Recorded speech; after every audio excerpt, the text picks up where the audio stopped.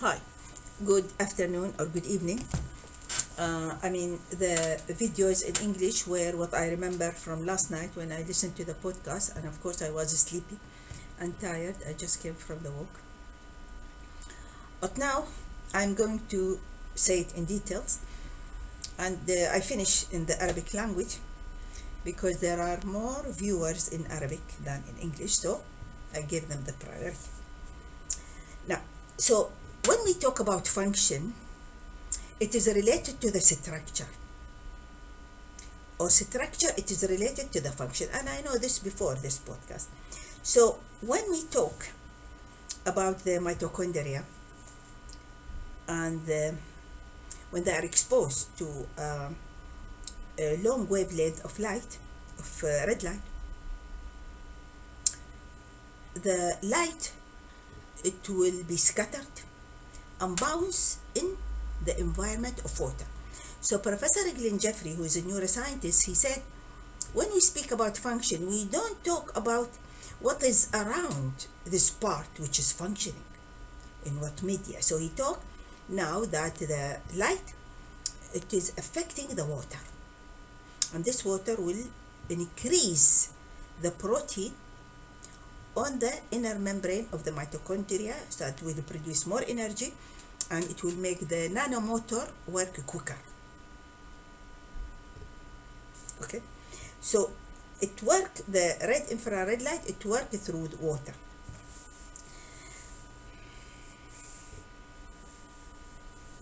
Okay, so now if he said, if we get Andrew Huberman, who is the host, he said, we take you naked in July at 12 midday, and you face your face and abdomen facing the sunlight, and then we check your back, how much energy will come through. It will come very little energy. And how he do that? By tools which will check the energy, because the infrared light and the long wave infrared light, it will be absorbed by it will pass through the skin of Mr. Andrew Huberman, professor, and then go through the water in his body, and then at the back we measure very little energy, because the red light will be absorbed and it will be scattered in his body. So he used the front of the body. The back, he used something to measure radiation, because light is a radiation, but in the front he will use a spectrometer to measure.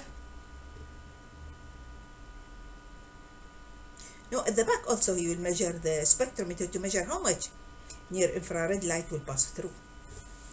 He said, we in their team of experimentation, there are physicists which work in the space, in the physics, and they know the physics and the principle of physics and the light. But one with him is Bob, who he said that if the mitochondria is affected by the infrared light, it means it will produce more energy, it will use more oxygen, so it will reduce the blood sugar. So he asked, what happens if we are putting the clothes? So this Bob, he went to his cupboard and then checked his clothes, and then exposed the cloth to the infrared light and measure how much it will pass through the cloth. Apparently it passes through the cloth, especially if it is made of natural material like t-shirt, cotton, it will pass through. So the red infrared light, Professor Glenn Jeffrey, who is a neuroscientist and work in London, but in this podcast he traveled to United States to meet Mr. Andrew Huberman and to do this podcast, which lasts 2 hours, 14 minutes and 23 seconds. And Mr. Andrew, he should thank him, but he said, don't thank me, because I came here because you have sunlight, and in London there is no sunlight. So he said, I'm happy because I want to speak, because we have now a lot of data and information to speak, because this is a problem. It is public health issue, and it is just like the asbestos before. So now we can speak because we have the evidence, we have experiment, we collected data. So he said the red infrared light is bouncing inside the body. Also, he said it is bouncing everywhere, even in the room where you sit and outdoor. It is bouncing, and you cannot block it in the room unless you put aluminium foil. He said even in small area, this red infrared light, we could see it. Even if we expose small area of the body, we could see it all over the body. How? Because they did experiment, they exposed a small area at the back of a person. So Andrew, he said, how big? He said like this. And Andrew said like this. And then slowly, gradually, they said it's about 4 inches to 6 inches is long. So I brought measure, I have many measure, green, orange, black, and I have more. 5 meter, 10 meter, because I like measurement. I measure most of the thing. So 4 inches is this one. Is equal to 10 centimeter. Because each inch is equal to 2.5 centimeter. How I remember this? Because when I study general surgery in part 1 exam, in the anatomy, I study always in the exam the ureter. It come. Why? Because the surgeon cut the ureter. And the length of the ureter, I remember it. I didn't check it even now. It is 10 inches. And 10 inches is equal to 25 centimeter. So each inch is equal to 2.5 centimeter. So this area which they expose it to red light, which is long wavelength, it is 4 inches, which is 10 centimeter, to 6 inches. 6 inches. 15 centimeter. So 10 by 15, it is 150 square centimeter. 4 inches by 6, it is 24 square inches. So it depends if you are using the British measurement or metric measurement, in which you use the meter and centimeter. Okay. So he said in the team, when we go for research, we get about 5 and we get in the car and they go to do research. He said it's a very good time for gossip, wild ideas, and we joke, but we have a creative thinking. So he said we started the experiment on bumblebees. And of course, I didn't know in English so I got it in the Google, and I saw this very nice color bees, which is in my garden really. He said we starve them. They put them, that's why they do research in outdoor perhaps or in the lab. And in the morning they take blood sugar, they see the level of blood sugar.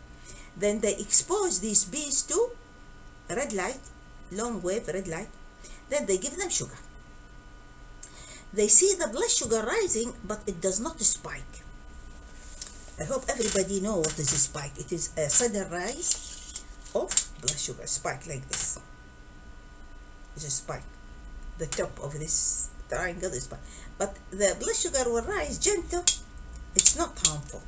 This is even in human body. So this experiment, they started on bees, then on rats, then on human beings. So they check their blood sugar. If they expose them, these bees, to blue light, they found that the blood sugar is high and the mitochondria slow down.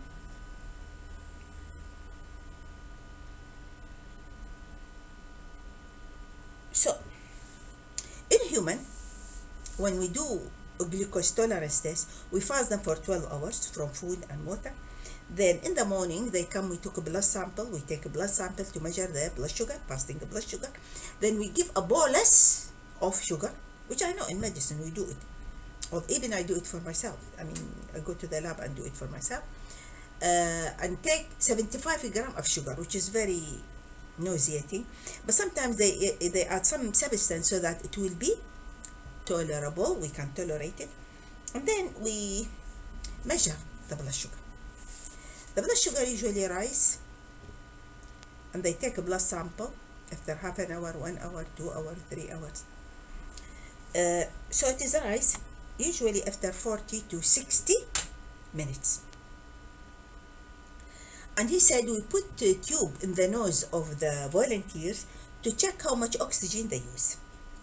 And the volunteers, some of them, even his son, 25 years old, he was volunteered to do this experiment and to be tested. And then when they exposed them to the red light, which is the long wave red light, before giving the sugar, the blood sugar does not spike.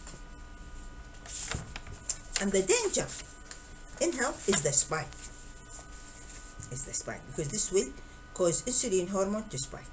And insulin hormone is a growth hormone, and the problem will start. So rising blood sugar is not only the blood sugar, it is the insulin hormone also.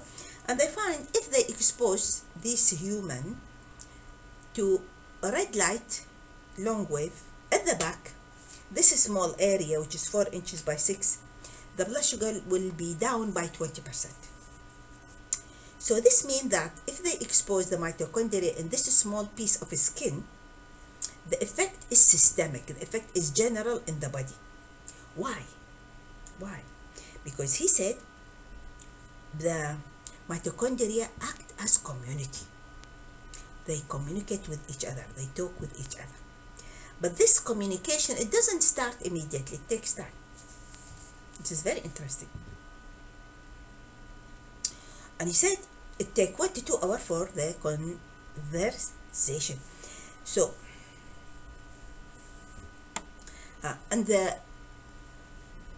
he asked by Andrew, he said, what about the heat? Do they feel heat? Because there will be bias. He said, no, we don't allow heat, so that there will be no placebo, and they think that they are exposed to red infrared light.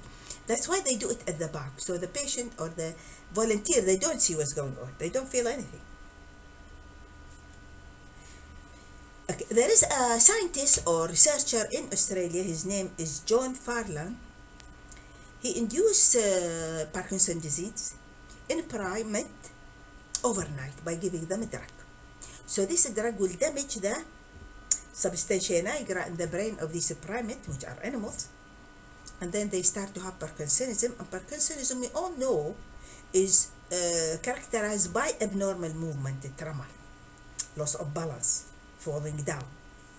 But in fact, Parkinson's disease is much more than that. It's not only movement. It affects the mitochondria. The mitochondria is unhealthy in the brain.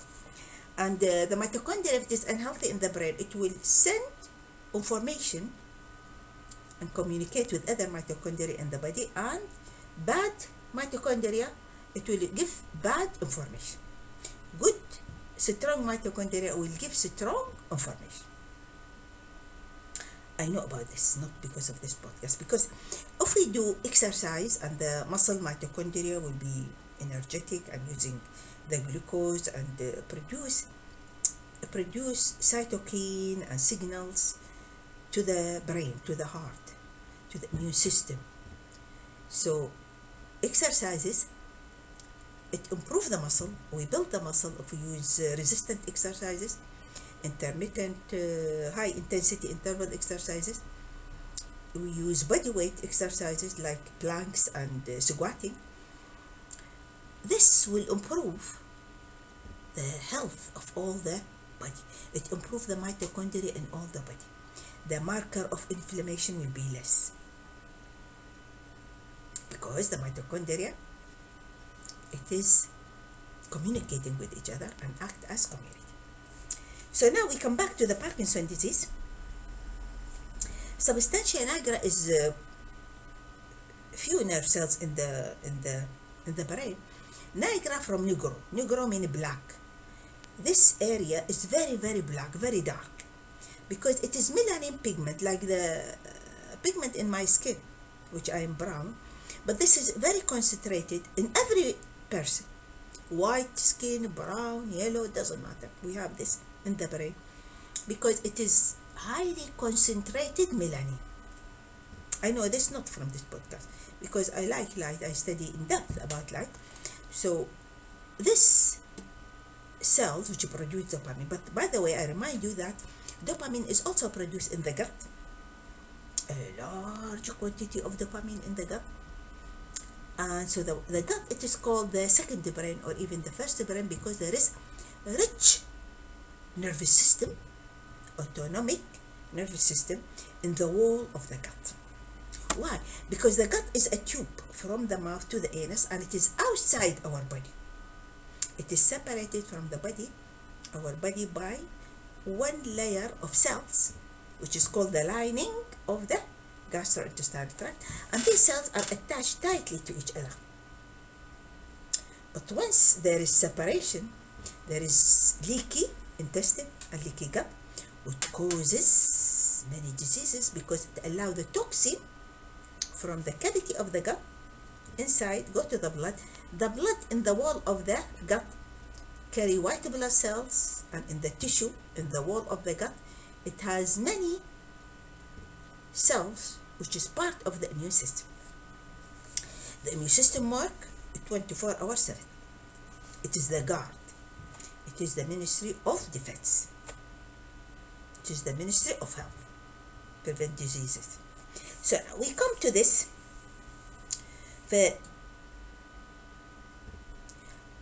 So he exposed the abdominal wall of this primate, these animals, with Parkinson's disease to near infrared light, the long waves. They improve. So how it works? Did it improve the mitochondria and the substantia nigra? And he is exposing the skin of the abdomen. Did it improve the pathways for dopamine? They don't know, but they are thinking. So, but they know that the red infrared light, the long wave, it reduces cell death in the body. Why? Because the mitochondria in every cell, it has a program. If it doesn't function well, if it is sick, there is a program to ask the mitochondria to die and the cell to die. And this is called molecular eat me signals. Eat me. It eats itself. And it is called apoptosis. And this is proven by study. It's not a theory. It is well known. So when he made injury to the cells in the substantia nigra, the dopamine is reduced. It causes mobility disorder. It causes other disorder in the body. But the red light, it reduces the damage in the mitochondria of the whole body.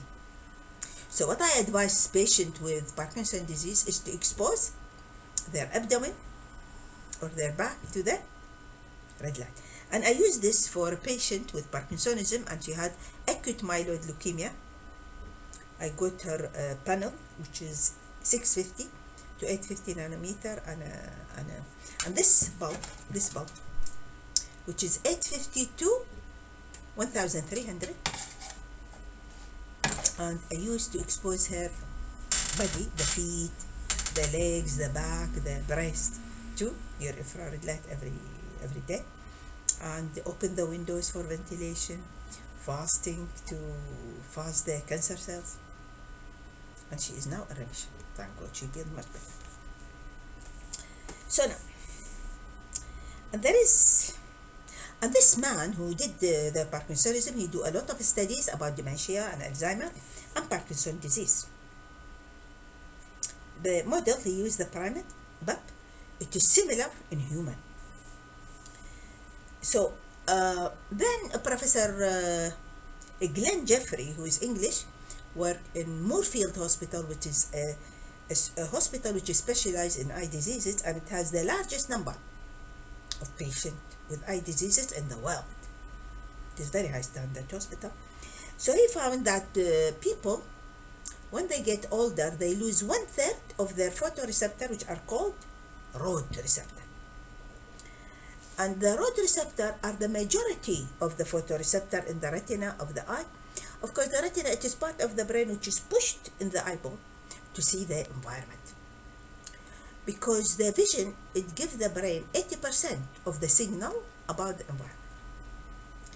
And the rod are the most common.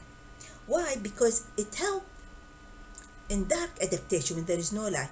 You see, when we evolve, we don't have this artificial light, LED light, or incandescent light. We don't have. Even we don't have fire. We don't have candles. So the receptors help us to see in the night when it is dark. And the other type of photoreceptor are called cone. And then in Arabic, I don't know what is cone in Arabic, so I brought my cones. I have many cones which I use in the kitchen, like this. This is cone, different. This is with handle, this is without handle, and this diameter is there. This is, I use it in the kitchen. This is cone. This is a small size. This is big size. This is, I bought it from Germany, and inside here there is a mesh, but I removed it now. It is kept. I didn't lose it. And there is another cone I have in the kitchen. This diameter is smaller, so I use it for jar with a small opening, so that I put things in it. This is my kitchen things.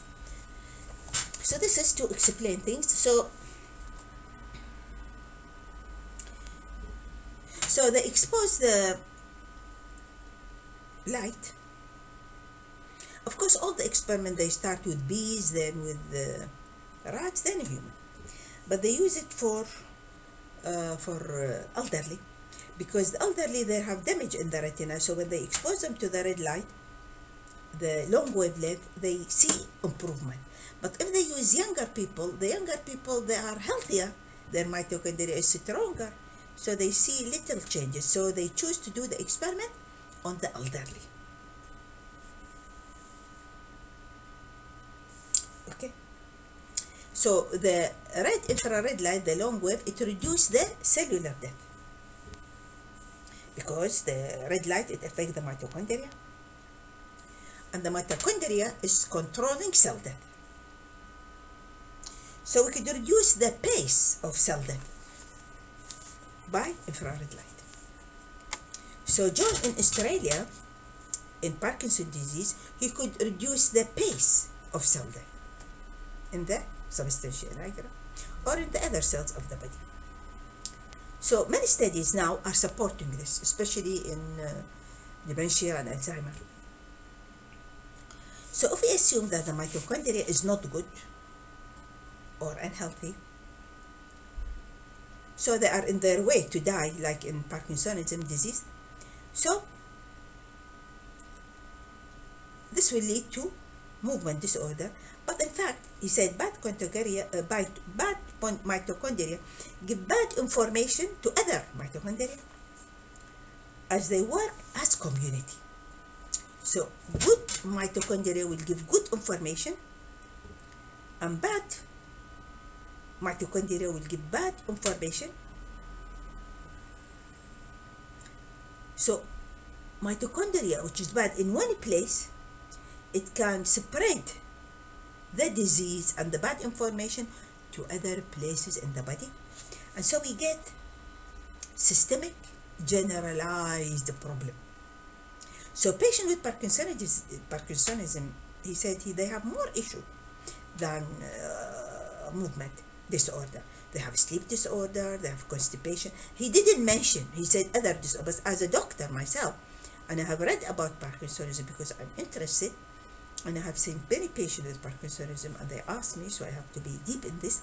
They have sleep disorder, they have constipation, they have cognitive function, they have low immune system, even they are more liable for infection, they are more liable for cancer, and so on.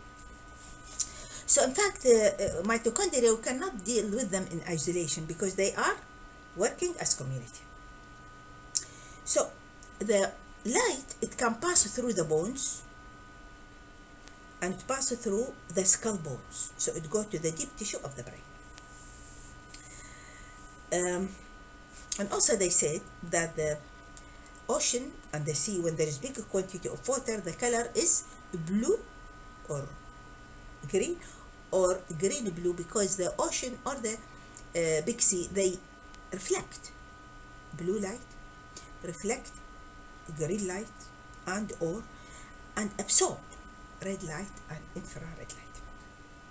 And this is very important. And he said, as scientists, we forget this. And usually we don't mention our mistakes. But he said, as scientists, we have to mention our mistakes because they are useful, as useful as our successes. And then he said, when we take X-ray by infrared camera to the hand, one of the researcher, he did that, and we see the vasculature, the veins, we see the light go through the palm. Because we don't see the bones, because the bone absorbs the red light, but we see the veins, because the venous blood, which is less oxygen, it reflects the red light.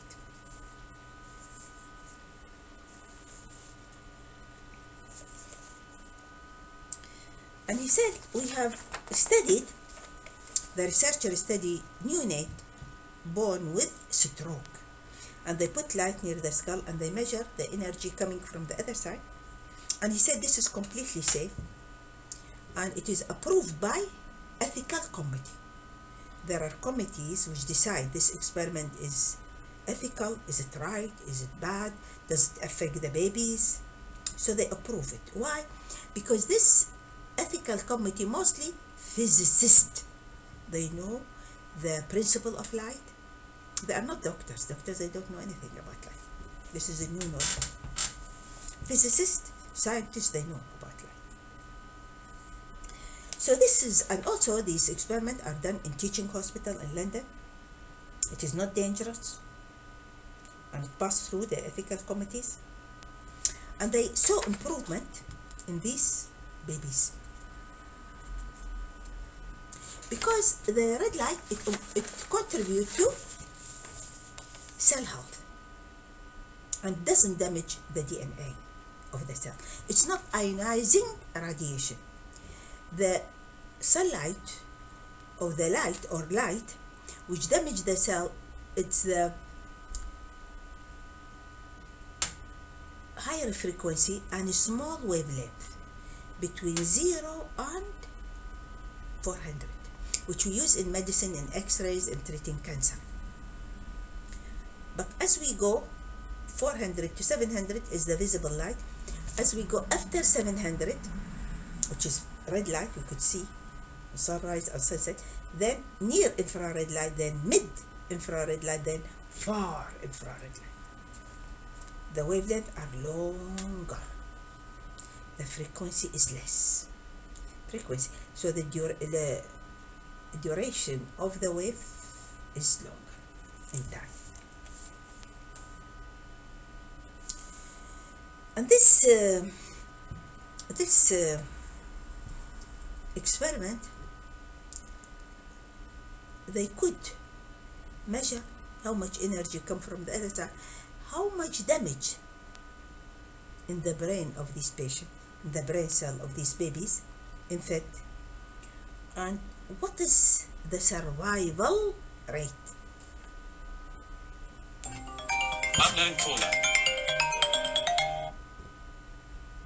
Is they want to sell something that they don't want to buy. So Professor Glenn Jeffrey, he did experiment on children, on adults, and also he got the approval of the ethical committee, which is also made by physicists, because they know the law of light and energy. So the first thing he said, to remember that the mitochondria, it regulates the pace of aging. And also then, and in the retina, to remember that there are more mitochondria than any other tissue in the body. Because the retina, to see, it needs a lot of energy, so it has a lot of mitochondria. And he said it is just like a sport car. With time, the sport car, it needs a lot of maintenance because it works fast.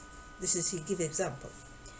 So what he did in the experiment, he brought people and he measured how they see the colors. They give them a letter, for example, A, in a blue color. And around this blue color, he put a lot of colors as distraction, as noise. So how much they see the letter in blue or F in green. So this is, they measure what is their ability to see the color. And then they expose their eyes to near infrared light, 670 nanometer by torch, 3 minutes only. To start with, they did it daily, but then they find that only 3 minutes, one day, the good effect will last 5 days because they measure the result. And then he said all the patients improved except one patient, they didn't. So this is very important, and the improvement was 20% of the vision in the roads to adapt in the darkness, and the 670 nanometer, 3 minutes. And then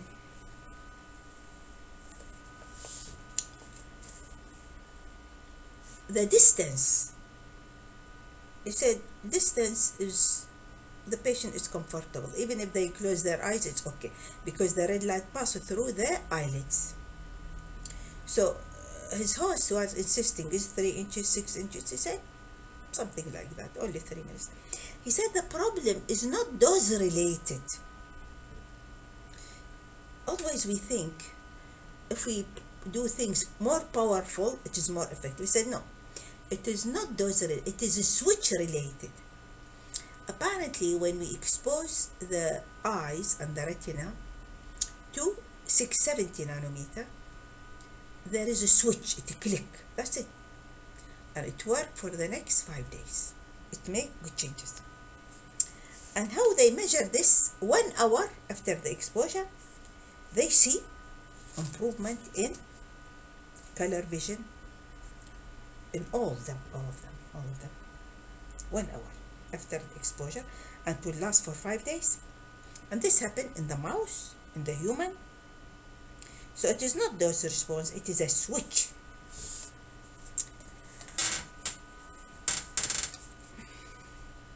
And Professor Andrew, he asked him, could we use other wavelength? Why they use 670? Why they choose this? He said because a lot of research, it happened on 670, and there is a lot of data, so we could depend on the data and history.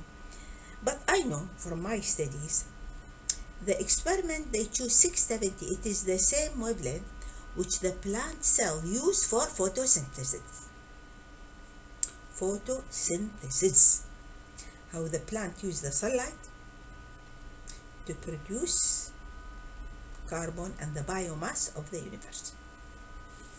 What we eat and what the animal eat, and we eat the animal which is in the plant. It is the first in the chain of nutrition. It is the photosynthesis. Because in the plant cell, I study the plant cell in depth, they have the mitochondria just like human cells, which produce energy for the plant. And there is a specialized unit in which there is the chlorophyll to use the sunlight, the photons of the light, with the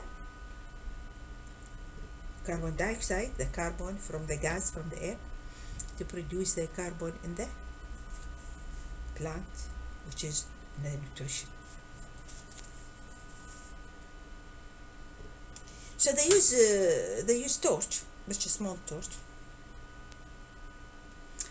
But he said walking in natural sunlight is much better. But he said we can't do experiment in the outdoor and in the outside in the sunlight, because it is very difficult to control the environment. And sunlight, it contains a lot of wavelengths.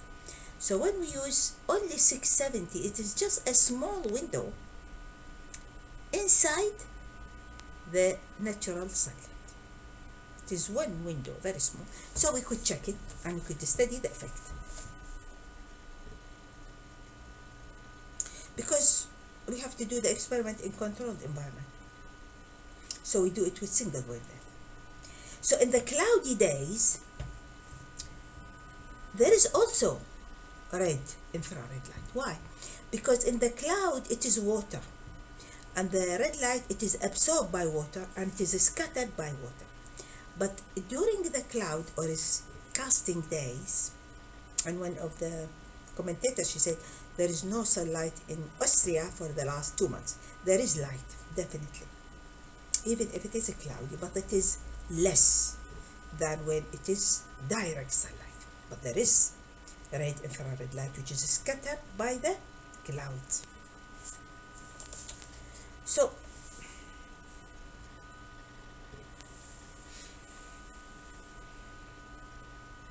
So the red light, it is there, but not vast, not too much, as we see in the sun. But in the sun, when we walk under direct sunlight, we feel warm, we feel good, because it affects our mitochondria. And also, in the cloudy days, also we get good red infrared light. So he suggests to get a dog and get out 3-4 times a day to walk with your dog.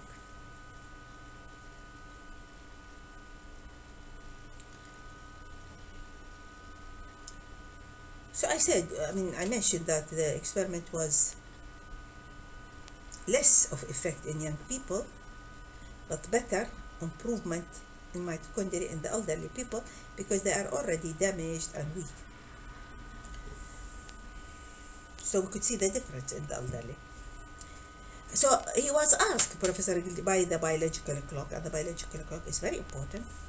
He said because the mitochondria work early in the morning as we perceive sunrise to 11 a.m. different from what it work in 4. I think I have to stop this video, and I will start with biological clock because it is very, very important, the timing of exposure to the red light. So he suggests to do it in the morning. So I have to put and then I start. I finish this video, and then I will start again after some rest, and then I will do it and see how long it takes me. Thank you and goodbye. I'll come back. I want to finish it today.